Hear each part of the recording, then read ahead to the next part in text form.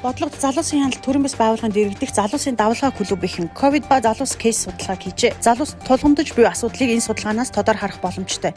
Энэ жил мөн тус клубийнхан залуусын сэтгцэн эрүүл мэндийн судалгааг хийжээ. Энэ судалгаанаас тун ноцтой үр дүнгууд гарсан байна. Монголын эдийн засгийн чуулган 2022 өнөөдөр бомбын сэргэлт хилцүүлгээр үргэлжилж байна. Сангийн сайд жавхлан гашуун сухатаар нүүрсний экспортын 70-80% гаргадаг. Өнөөдрийн байдлаар өдөрт 240 орчим машин гарч байна гэх мэдээллийг өглөө.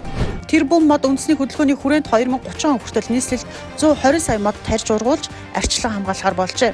5 дугаар сарын 1-ээс насан туршид 19 хүүхдүүд 6 төрлийн үзлэг онцлогоонд үн төлбөргүй хамрагдана. Оскарын шагнал гардуулах ёслол өнөөдөр болж байна. Улаан хевсний ёслолын үеэр Холливуудын зарим одод Украиныг дэмжсэн тууз Ингрийн зөвлөлт зүүн гарч иржээ.